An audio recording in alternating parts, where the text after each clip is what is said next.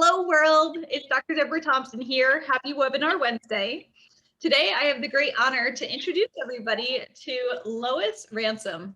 She is a plant health specialist from Canberra, Australia. So welcome, welcome Ms. Ransom, so nice to see you. Thank you very much. It's a pleasure to have you here. And you know, you're the first plant health scientist that we have already on the webinar series. So happy to have you here. Give me your background. I'd love to hear. Okay. So I'm a plant pathologist by training, but most of my career has been working in government, the state government in Australia and also the Commonwealth. I guess I worked my way up and then had the great honour of chairing the World Organisation for Plant Health, the International Plant Protection Convention, for a couple of years. And I guess I've just been involved in a whole range of areas in plant health, plant protection, international standards, agricultural chemicals.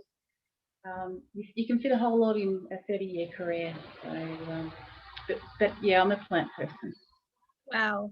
And when you were a child, were you always a plant person? I grew up in New Zealand, and you know, we always had land and garden, and I guess I like flowers like everybody else, and it was fun to grow vegetables. But yeah, it's probably more the point I'm not an animal person, except I'm a cat. I like my cat. So yeah, the veterinary school was not an option for me. And that's totally fair. Each to their own, right? That's exactly right. I think your background is fascinating, and I think your profession is absolutely fascinating. And there are not enough people who are talking about plant health in the concept, in the role of environmental health. And that's one of the reasons why I really wanted to speak with you on this platform today, to give you a voice, to represent the plant health community. Let's get into the One Health conversation and where plants fit in. You feel like having plants as a subset of environmental health is the appropriate way to see it, or do you think that it should have its own designation, or what are your thoughts moving forward?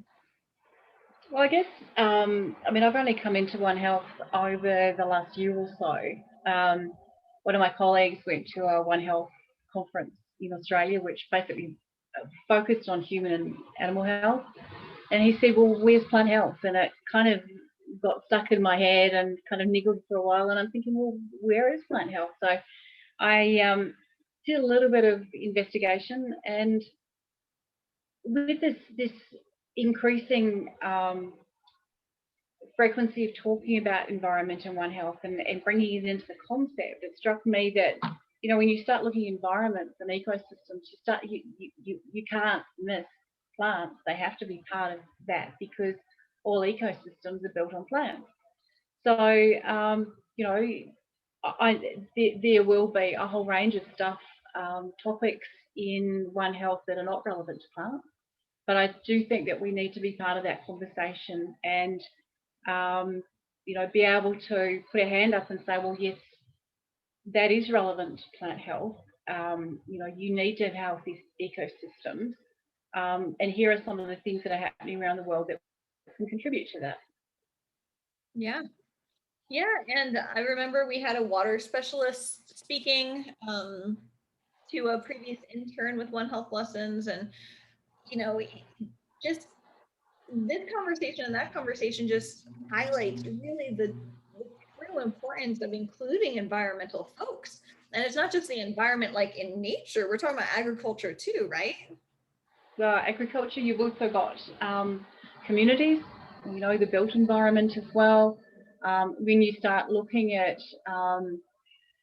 health considerations, you know, it's really important that we stop the international movement of plant pests because they can have such a significant impact on communities, on agriculture, on natural ecosystems. And then, you know, when ecosystems start to fail, then you start to get the issues around displacement of wildlife and connectivity with our exposure to communities and livestock, that really is kind of the crux of the One Health zoonotic discussions that have been happening, particularly over the last 12 months with the pandemic. Right. Things like drought causing the plant, and then you can have war because of territories and people are moving around, right? It can have. Yep. Oh, I've lost you. Oh, can you hear me? Yep, I can hear you now. Yep.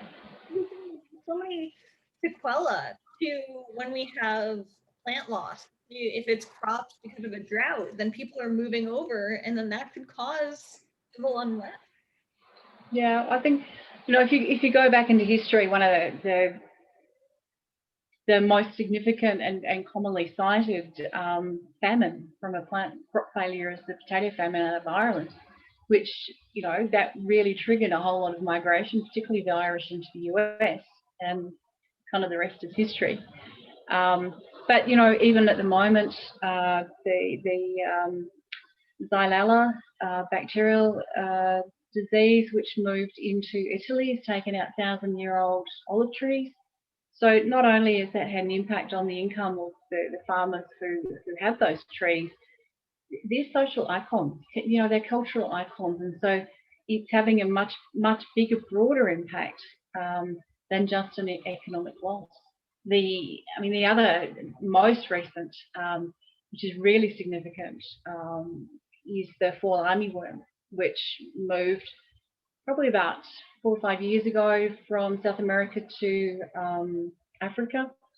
In those last 5 years, it's moved itself because it's quite a strong flyer, it's a moth, up through Africa, across India, China, Japan, Indonesia, we've got in Australia. So really the only part of the world that haven't got it are the Pacific Islands, and it because it travels on wind currents and thermals, it's coming. So these things can have a really big impact. There's a huge flague locust outbreak in North Africa at the moment, which is having a significant impact on food supplies and availability.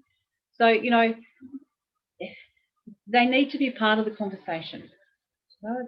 Because if I know early in the pandemic, I was looking at some of the social commentary around what's failed, why do we have this problem, and really we need to be a little bit broader in our thinking. We've got to be a lot more holistic. And we've got things like world peace, climate change, and pandemics, and all the rest of it. So the reality is you're never going to deal with that in one go.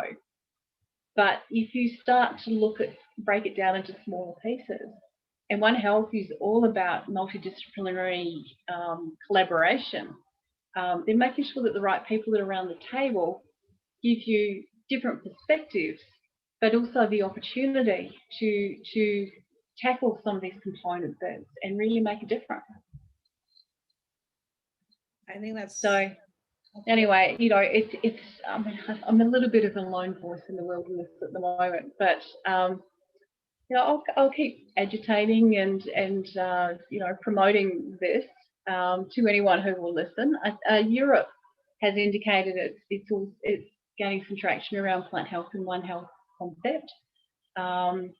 And because obviously, they've been really impacted by the pandemic along with other countries, but their integration of their agricultural system and their environmental, the things that are uniquely European has been in place for a long time. This concept of multifunctionality and the countryside being really important, and having that cultural connection is something that I think gives them a really good platform to say, well, it's not just animals, it's not just plants, it's not just the environment. We need to bring all of this stuff together and really have a look at it from the big picture. Right. And what would I definitely agree with you when you say that you know, you're the lone person at on top of the mountain, like screaming. And I agree with you. Plant health is very important. What can we do to get more people interested in plant health and how it contributes to One Health? Is it like we have to educate the students who are in university and studying this and just have them be exposed to the concept of One Health? Is it more like we should talk to younger children who are starting to develop, you know, seeing silos, and then emphasize the importance of how everything is ultimately reliant on plants, because say carnivores eat herbivores, well then what do herbivores eat, right? It all funnels down to plants. So what techniques, how do you think, if you had your ultimate wish come true when it comes to this, what would that be and what would it look like? I think the short answer is yes to everything. I mean, I've sort of been thinking about this, and really what I'm doing is kind of creating the environment for a different view that will encourage my colleagues in the plant health sector to say, you know, you're right, we need to be part of this. I think it's important that we don't feel that we have to be part of everything, you know, just the bits that are relevant to us where we can actually make a contribution. But having said that, bringing in a different view, getting people to test their assumptions and their own thoughts about things. You know, we look at the world in a slightly different way, but we're still connected to it because we still eat food, we're still largely connected to agriculture, but we also have, by the nature of our business, in plants being everywhere, that connection with the environment as well. You know, plant diseases, plant pests don't just generally stick to one host. They will cut across a whole range of hosts that are growing in different ecosystems. And so that gives us a breadth of view, I think, that quite often it's not part of the psyche of particularly veterinary science production animals. Definitely way broader than the medical community. You know, I was dealing with one host and we're dealing with thousands. So, you know, the pest disease host factorial for plant people is huge. And so, you know, we can, you know, there are some of us that focus on one particular disease or one particular host. But generally, when we talk about managing biosecurity and plant health, we're talking about the system.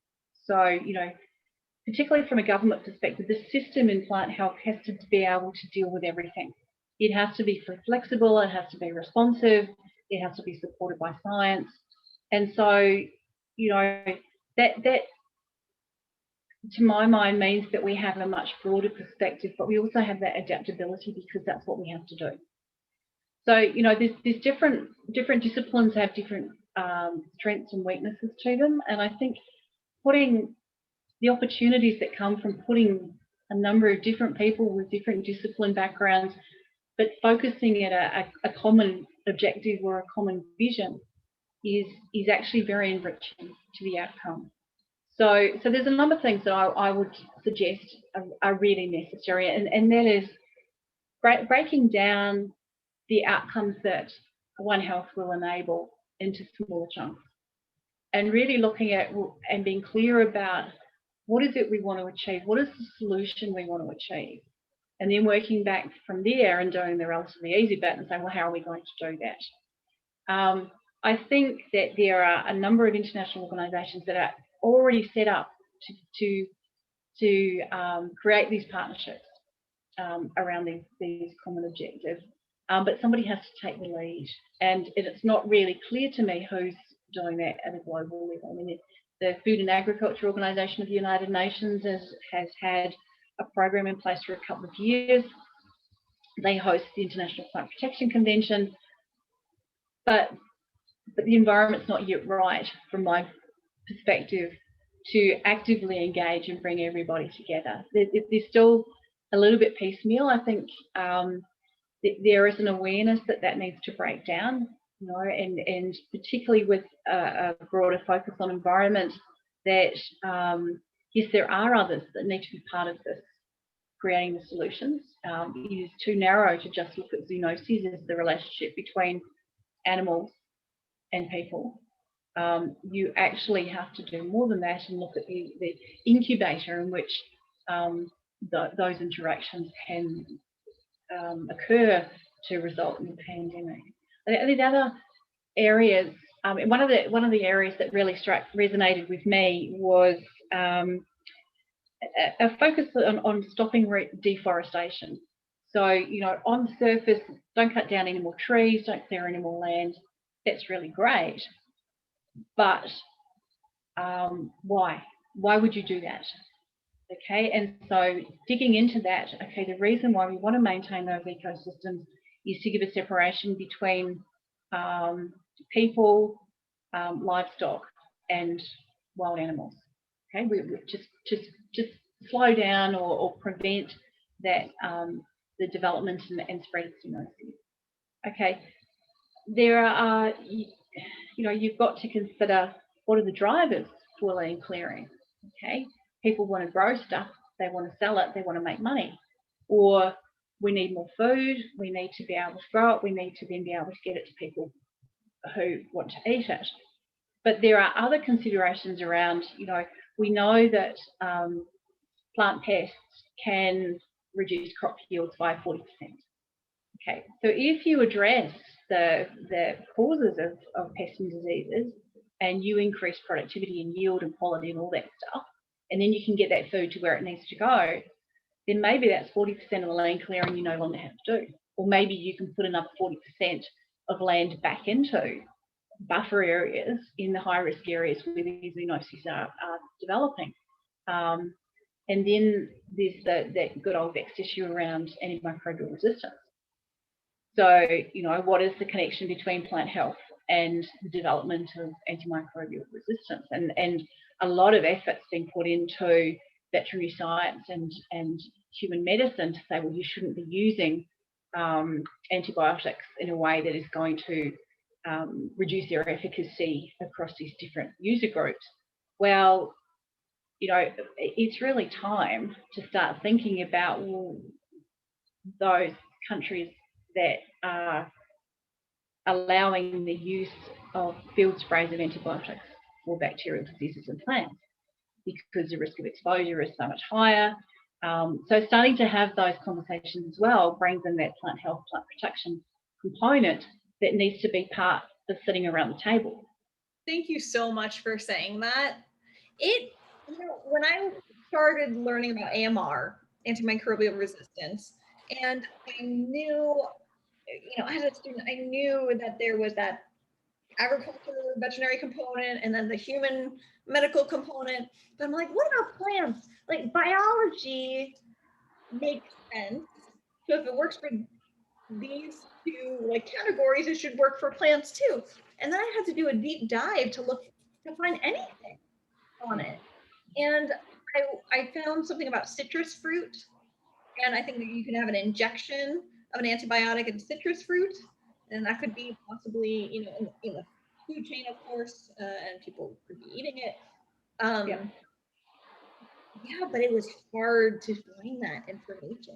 I just found it because I was determined. I'm like, this has to make sense. Who is looking at it? I mean, everybody has their own ACAM regulatory framework. So, you know, anything that's put forward for registration has to go through an assessment process. But I guess, you know, over time, there's probably a separation between the initial registration and then the reality of the use patterns that will emerge when a product is registered. In Australia, we have never registered antibiotics on plants because, to be honest, there are alternatives that are available. I mean, there's pluses and minuses with everything. And, you know, even the worst disease can be managed in such a way that in its country of origin, that you can still grow that particular plant. So, but that comes at a cost as well, because you have to have potentially integrated management systems. For fruit trees, you might have to prune them a bit more, and that might reduce the number of fruit that you get. So there's always this balancing act around the tools that you have to manage those pests and diseases versus the cost associated with them. And some of those are dollar costs. Some of them might have an impact on quality.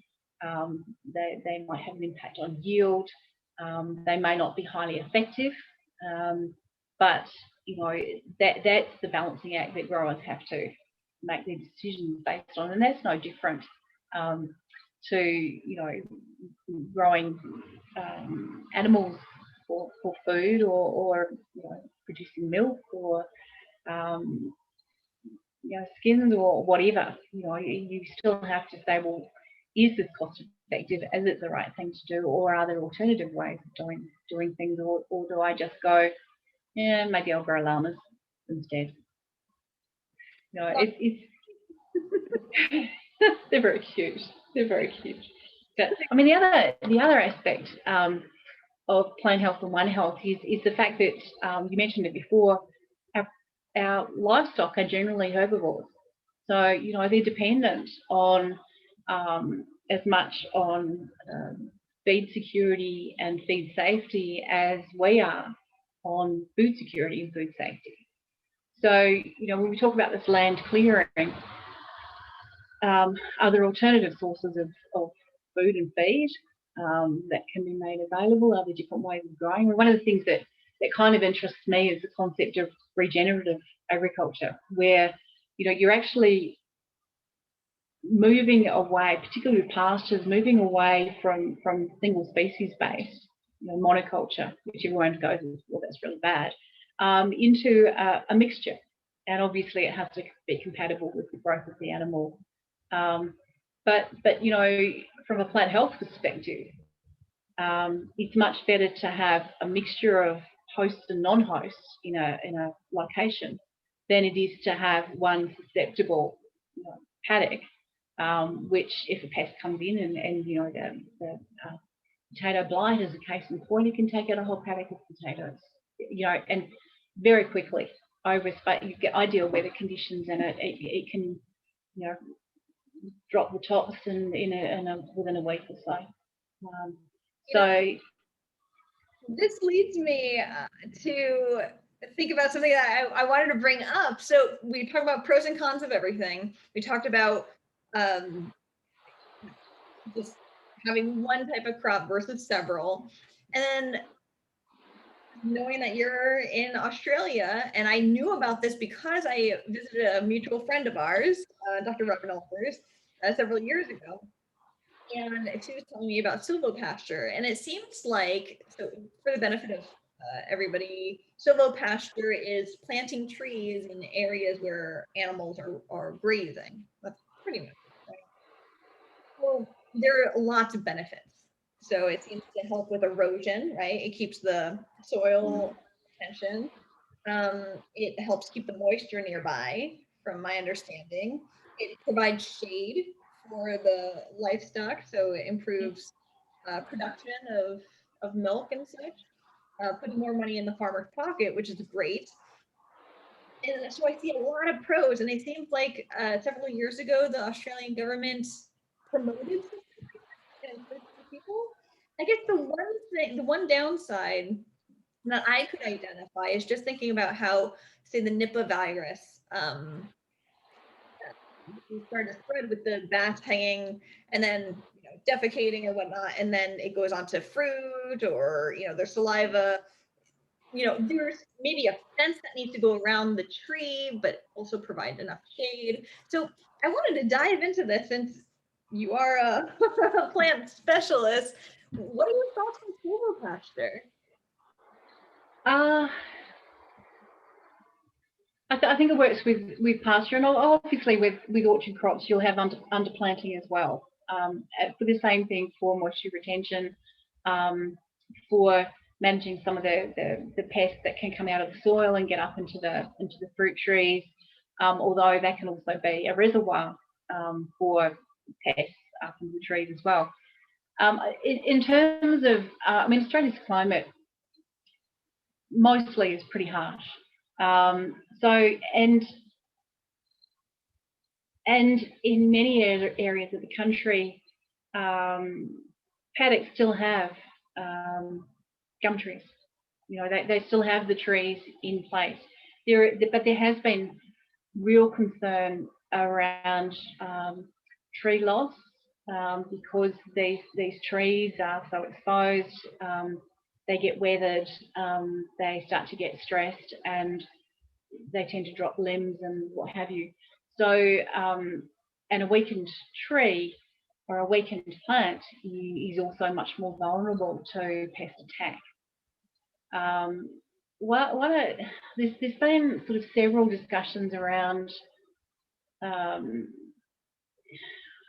you kind of think of them as I suppose environmental reservoirs on properties, and particularly the concept of bridging.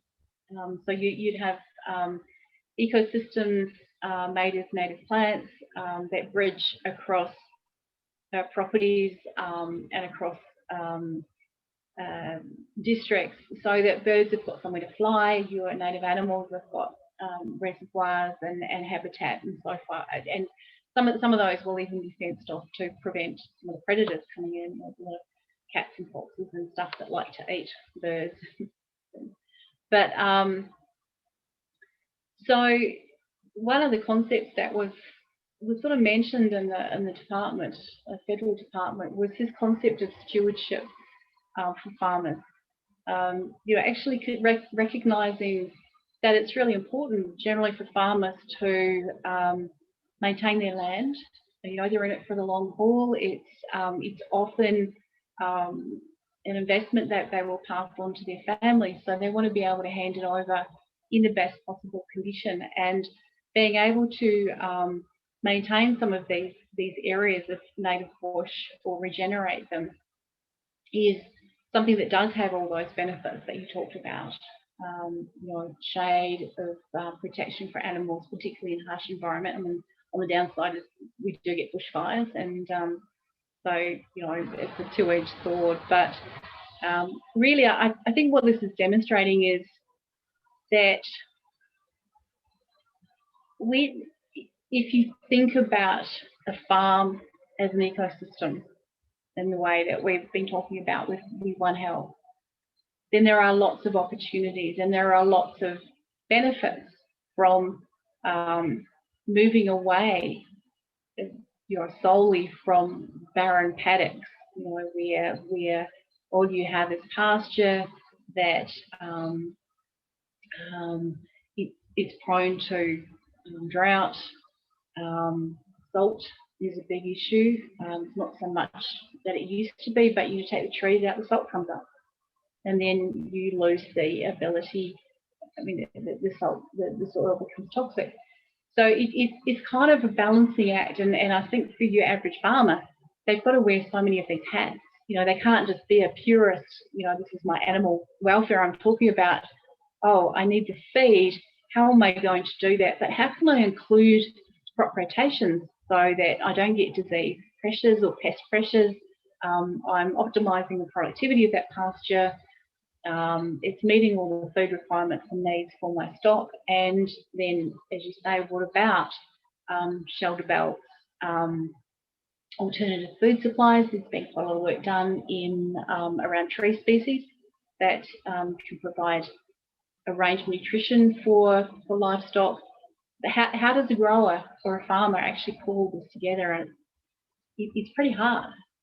And so for them to be able to access this expertise from a range of disciplines, I think is really important for them too. Yeah, it's a lot. And nobody should be expected to know all of this. No, you can't. I mean,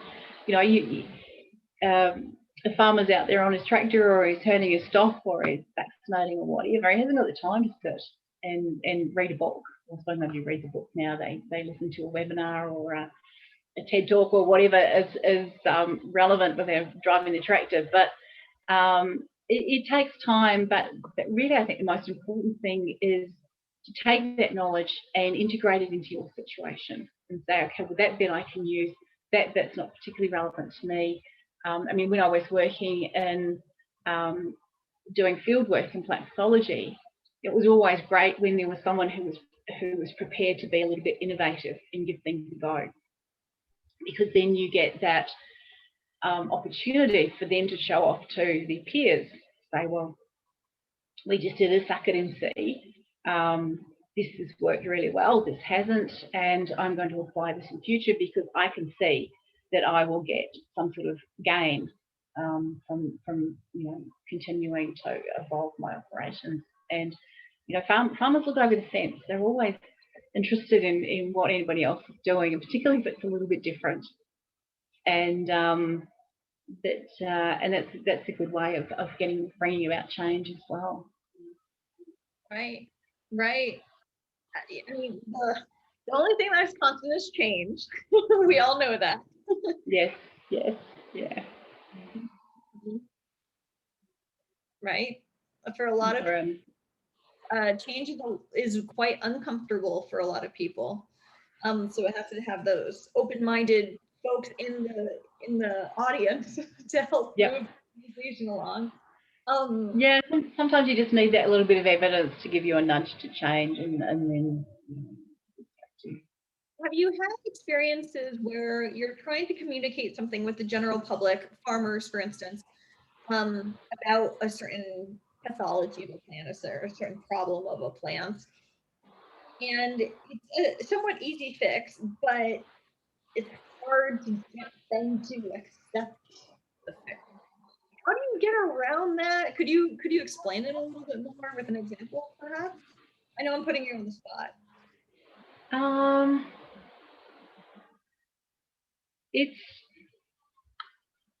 It can be a bit tricky. You've got to be really careful in talking about a pest or disease situation to keep it realistic, because it's really, we've had lots of situations here where, we talk about fire blight and apples being the foot and mouth disease of the apple industry. And if you talk it up too much, then people think, oh, it's the end of the world, and you've got to stop this, and you've got to invest everything in it. Well, what about the other 500 things that are coming in behind? So limited resources. If you put too much into one area, then something doesn't get done. And then if it does come in, then people go, well, what were you talking about? We can still grow our crops, particularly where you've put some work into adaptation and ongoing management when eradication is not possible. So it's a little bit, it's really, you've got to get that balance right so that you're creating interest. It was like a post 9/11 where the government said be alert but not alarmed. Okay, so alerting to the potential impact, but not presenting that the sky is falling is really difficult. And years ago, I led a farm hygiene program in Tasmania, which was actually multidisciplinary. We had a lovely vet who was part of the program, weeds agronomist, an entomologist, and myself. And trying to sell action on farm hygiene or farm biosecurity, as we'd probably call it now, was like selling insurance. The people who had, they picked up onion white rot in their property. It was going to live in the soil for 20 years. They were going to have to use fungicides to manage it, to be able to grow a crop of onions. They understood, but it was kind of too little too late. And then talking to other farmers about the same risks in a different region who hadn't been exposed to it was, it was like a salesman coming to your house to sell you insurance. And unless you hit the right triggers, which was generally hip pocket or testimonials, if you like, just, we had some friendly farmers that would say, this has been really terrible, this is the impact it's had on my property, you don't want this. But then to be able to be really clear about, well, these are the simple things that you can do to protect yourself, which, good on farm biosecurity practice is going to protect you from a whole lot of things, and not just onion white rot or, you know, powdery scab and potatoes or clubroot and brassicas. It's actually going to give you half a chance to keep things out that are going to have a potentially long-term impact on your property. And I mean, that worked for things like foot rot in sheep, for bovine Johne's disease, where, you know, if you buy stock in, it's good practice to put it in a quarantine paddock until you can have some confidence in the disease status of those animals.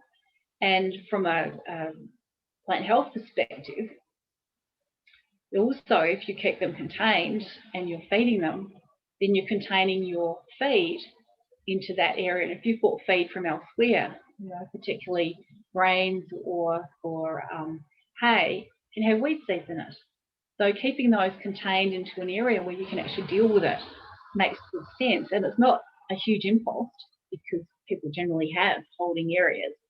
But it's you know, gives you a much better return than letting infected stock go into your property, and then suddenly you've got foot rot over the whole property, which is going to impact you. And you know, there were situations where farmers hadn't had foot rot, they didn't have the ability to treat for it, and so not only have they got a disease, they've now got to set up all the infrastructure to be able to deal with it, you know, with your dipping and all the rest of it. So, you know, but it's not front of mind.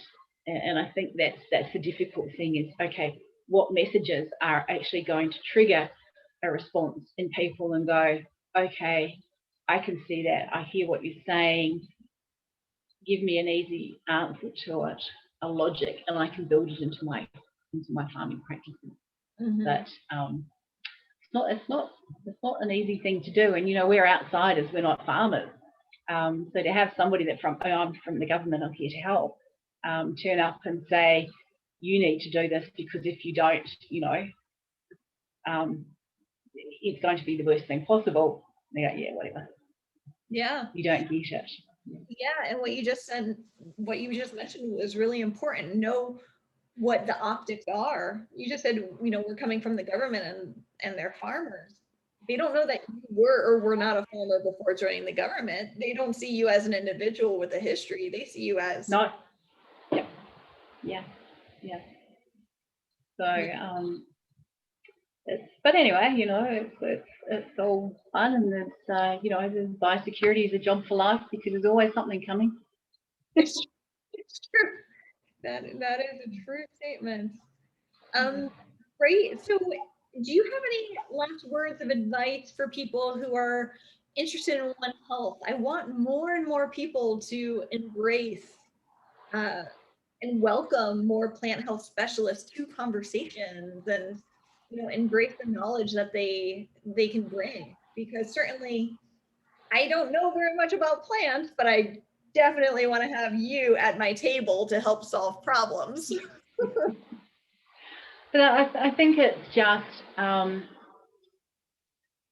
you know, starting from a really low base is just making people aware of the fact that we're here, what we do. I mean, I've been really fortunate that I've always worked with multidisciplinary teams, particularly in my early days. I worked in a country region which had dairy specialists, that had agronomists, that had breeders. We did a lot of vegetable work. So, you know, when you're in that environment, you're exposed to much broader range of skills and knowledge, and really reflective of the whole farm enterprise. And I think that's something that's perhaps not as common as it used to be. So where you tend to be sitting with work colleagues who have the same expertise, experience as you don't get that richness of interaction that comes from different people with different views, different experiences, different focus, different outcomes. So, you know, it's going to be a two-way thing. I think it's for the plant health people to say, you know what, we need to be part of this conversation. There is stuff we can add.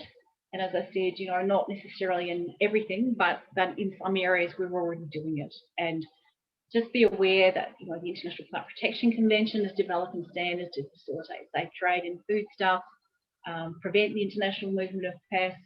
So that program's already there. But then also for the animal health and human health people around the One Health concept, environment, biodiversity is going to have to open you up to different expertise, different thinking, different objectives, different connections out to what you want to achieve. But there'll be this richness in that interaction that will really benefit everybody, and it potentially will bring out institutional change as people start to go, well, okay, there really are benefits to working together, and broadening our horizons, and just by doing that, you may actually get better solutions by tackling the problem in a different way. I think you get better solutions. I think so really it's, I'll keep niggling away, and certainly appreciate the help that I've had from you, and the vehicle that the One Health lessons can provide into a new generation. And kids are great. They can we all like to manage upwards. Well, they can manage mum and dad, and they can manage grandparents, and they can really focus on the things that are important to them. And I guess just on a personal note, my daughter is due to have our first grandchild in a couple of months. So we're all very excited, but it's, you can kind of start to reflect on what the world has changed so much in my, almost 60 years. What's the world going to be like for her? What can we do to give her some of the things that we had growing up? The backyard, the homegrown vegetables, the wandering around and pointing out the flowers and the bees and the buttons and all that kind of stuff, so that she also gets this kind of richness in her life experience. So yeah, it just makes you stop and think about where we're at and where we need to go to, but recognizing we have to do it in stages, because it's a big ask. It really is a big ask, and we have to break it down. Yep. But the more people who know, the more people who can care, and that's how we can move forward. Yeah. So we just keep chipping away and chugging along, and like I said, whoever will listen, they'll get this feel, and eventually, there'll be a few people that go, you know what, let's give it a go, and when people will see that this approach has merit, and you're on your way. Yeah, absolutely. Well, I do feel like the future is bright for One Health, especially when it comes to speakers like you. I want to see you in every convention, every conference that has One Health there. So I will definitely be keeping you in mind. If there's an extra speaker slot available, I think it's important to have plant health discussed. Well, I'm happy to help, and there's a lot of knowledge up here, and I'm really happy to share it. Worth writing a book. Yeah, no. I've written too many reports in my lifetime. I don't think so. It's a lot of work. Well, so nice. I hope you have a fantastic day. It looks like it's a bright, sunny morning for you. It's getting quite dark and late for me. So I look forward to talking again with you, and I wish everybody a wonderful day. Thank you again, Lois. Thanks, Deb. Good to speak with you.